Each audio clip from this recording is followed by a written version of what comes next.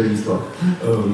Donc en 2018, moi j'ai eu une mission avec le conseil régional et la DRETS à l'époque pour étudier les questions relatives aux discriminations et à l'entrepreneuriat dans les quartiers. Donc en fait, quand j'ai commencé ma première étude, je me suis dit, putain, je suis perdu, je ne vais rien faire parce que pour créer une entreprise, il suffit d'aller sur Entrepreneur.net et on a créé, il n'y a aucune discrimination là-dedans. Je dis, là, j'ai rien à manger, là, c'est chaud. Alors après, on a commencé à réfléchir et puis on s'est dit, au fur et à mesure du temps, on a étudié avec, on a fait le tour un peu des popotes, l'ADI, les structures qui existent, BGE et tout le reste. Et donc on s'est rendu compte qu'il y avait quelque chose qui manquait. Quand il y avait un taux de création d'entreprises dans les quartiers qui était 2 fois plus important dans les quartiers que la moyenne de la France, et qu'en même temps, il y avait un taux de défection qui était beaucoup plus important. Et là, on se posait la question, merde, ils sont plus mauvais que les autres, donc c'est vrai qu'ils ont peut-être raison de faire des discriminations, les autres. Donc en fait, c'était pas ça du tout, c'est tout le réseau qu'il y a autour, c'est quand on a éculé tout son marché intime, quand on est déjà plombier.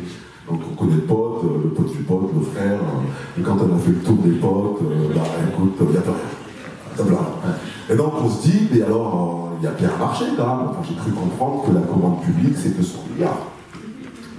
Donc alors, ça va où, ces 200 milliards? Peut-être qu'à un moment donné, il faudrait peut-être réfléchir les choses autrement. C'est-à-dire rebasculer la question de l'achat public vers les quartiers politiques de la ville, ou les zones rurales, peu importe, ça peut être des quartiers politiques de la ville ou des zones rurales. En tout cas, une partie. Si j'avais dit 10%, ça va. Les 10% de 2 milliards, de 200 milliards, c'est énorme.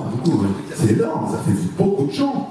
Donc en fait, au lieu que l'argent public aille sous forme d'assistanat, il peut aussi aller sous forme de dignité, c'est-à-dire par rapport au travail, à l'activité. Donc on a mis en place un dispositif qui s'appelle l'Agence pour l'égalité entrepreneuriale en 2018, où l'idée c'était de faire du lien entre des acheteurs et des fournisseurs, et notamment la commande publique.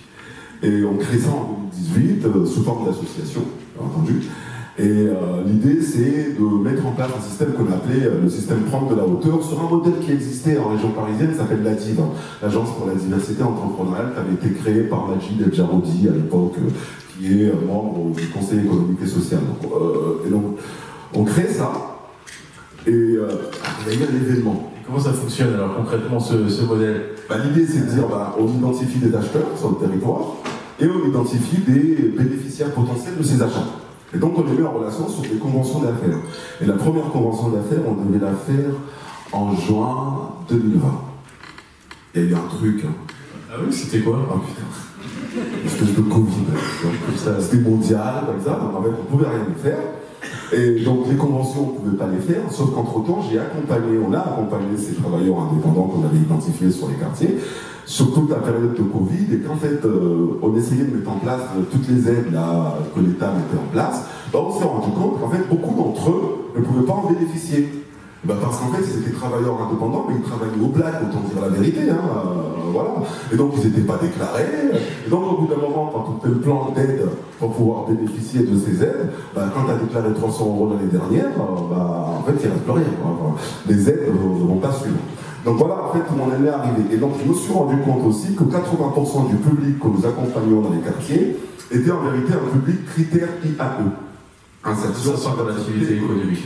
Et donc, comme c'est un public IAE, alors en fait, il se passe quoi? C'est que finalement, autant, donc je me suis un peu interrogé sur le dispositif EITI, et c'est à ce moment-là que j'ai demandé à la tête, à la directe à l'époque, d'avoir un agrément qui permette d'aller un peu plus loin.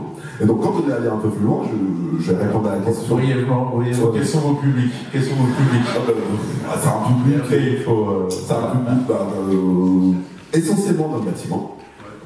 Sauf que là on est en train de penser à autre chose, mais essentiellement dans le bâtiment. Et là en fait ce qu'on fait, et ce qui est assez intéressant, c'est qu'on sait qu'ils ne peuvent pas répondre au marché. Et en fait la structure APE répond aux appels d'offres et sous-traite avec eux. Donc on s'assure que pendant une période de 24 mois, ils ont de l'activité.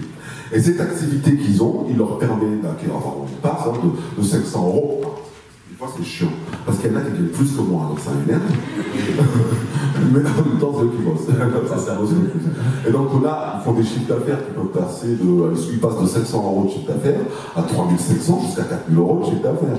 On a raconté racontait l'histoire de David, c'est un travailleur, Jean du voyage, un travailleur indépendant, et qui lui, en fait, il nous racontait la dernière fois qu'il gagnait 52 000 euros. Ça sera la Il conclusion. avait fait 52 000 euros de chiffre d'affaires sur l'année. Et sur les 52 000 euros de chiffre d'affaires sur l'année qu'il avait faite, il disait, en fait, avant, je pouvais faire plus sur Rabat.